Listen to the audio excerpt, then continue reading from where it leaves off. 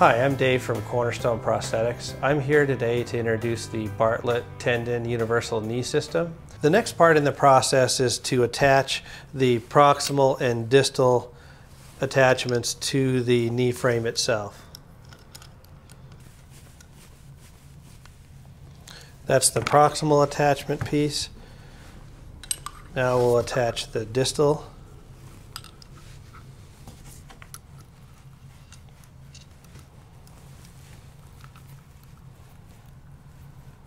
We want to make sure that we have the attachment screws Loctited and torqued into place. The next part of the process is to attach the tube clamp.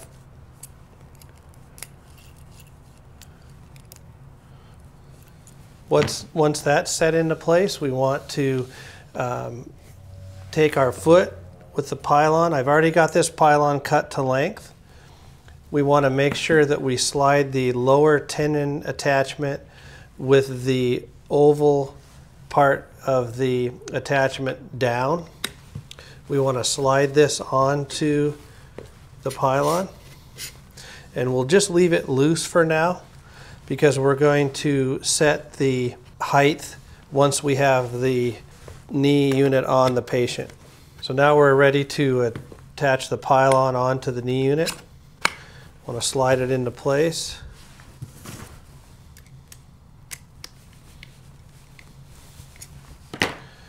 Now we're ready to attach our socket onto the knee frame.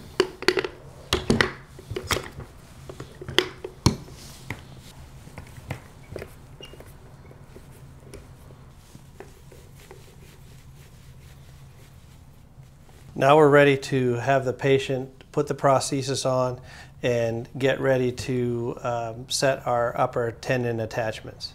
It's very important to make sure we have proper alignment before the tendon attachments are placed onto the socket.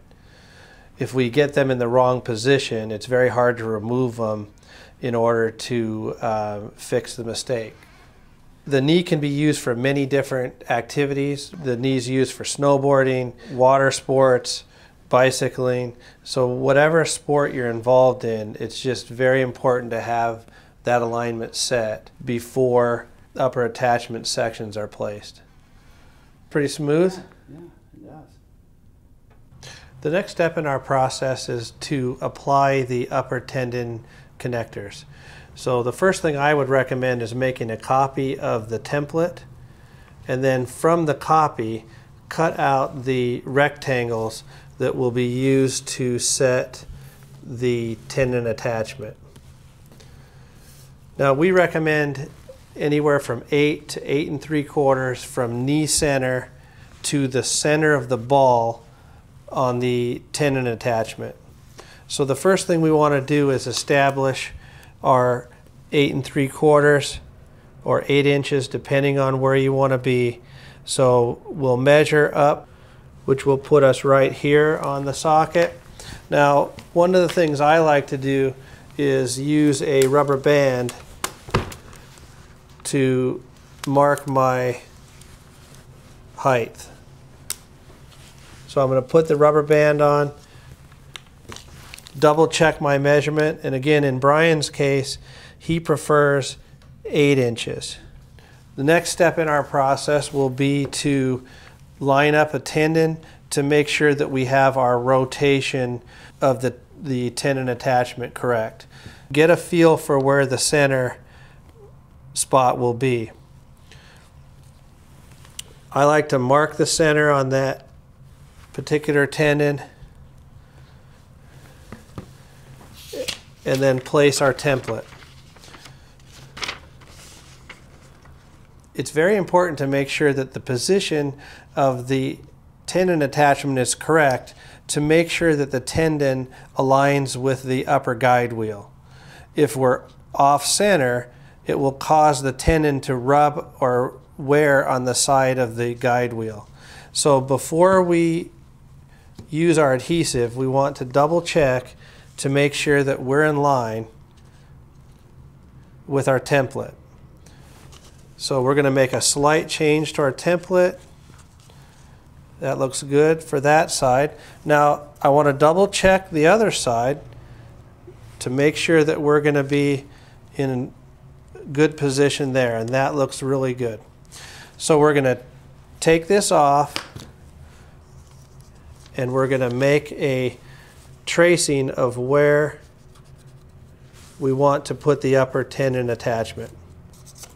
So we just do that with our Sharpie.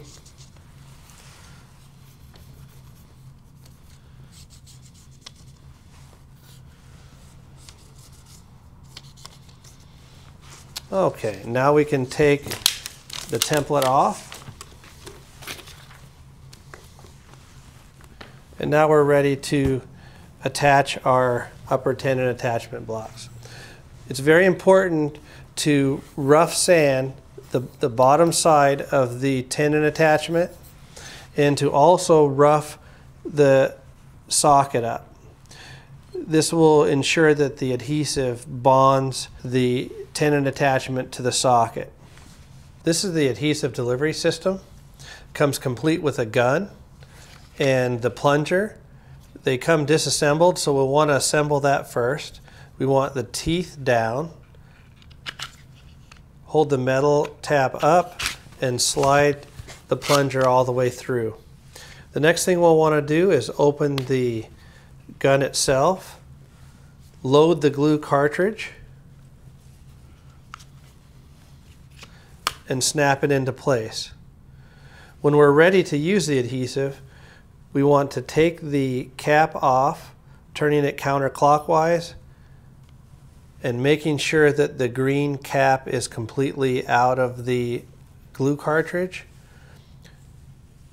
We take one of our gluing tips, place it onto the glue cartridge, and turn it 90 degrees to make sure it's locked under the shoulder. Now we're ready to use our adhesive.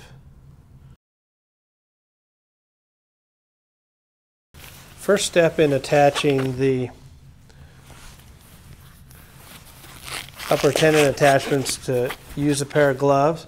Keep some extra gloves handy.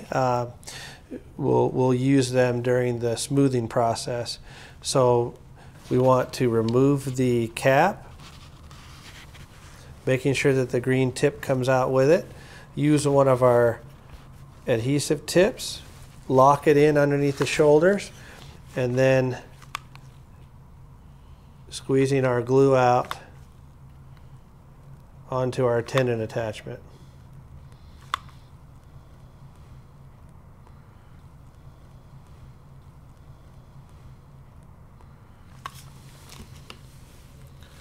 Then we're going to put the tenon attachment into place, pushing it down onto the socket, and then we'll want to use our glove to remove any excess and blend it into the socket. Those gloves can be removed and discarded, and another set put on to finish the job. And do a little bit of fine tuning before the glue sets.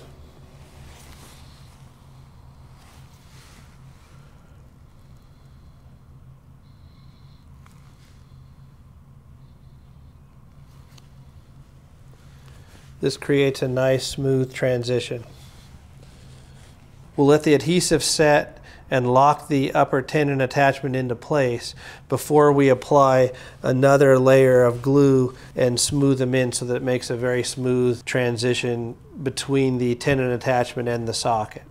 So if we have some areas that aren't filled all the way, we can use a bead of the glue, of the adhesive, as a filler. So we can basically run a small bead through the areas that we want to blend and fill. And then we can just use a gloved finger to smooth in the transition. So we put the adhesive on and then basically just blend in the transition. You can actually use a little bit of what you have on your glove to really do a nice job of smoothing it in. Sometimes you need to change your gloves in order to finish the job.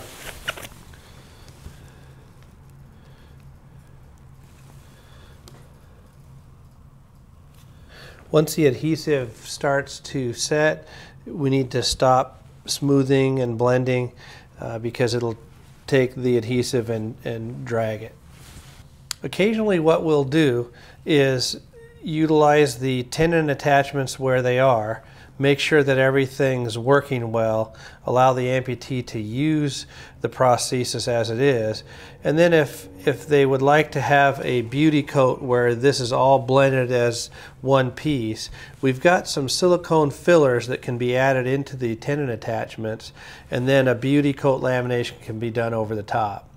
Or occasionally, if the prosthesis gets very beat up, marred up from use, we can also at that time do a beauty coat over the whole thing, and that really blends it out looking nice. So those silicone dummies, the silicone inner pieces are available for beauty coat. Applying the tendon to the knee is a very easy process. First, we take the tendon, slide it into the upper tendon attachment, flex the knee, attach the tendon ball into the lower tendon attachment, and extend the knee. The tendon is then lifted over the tendon guide and put into place.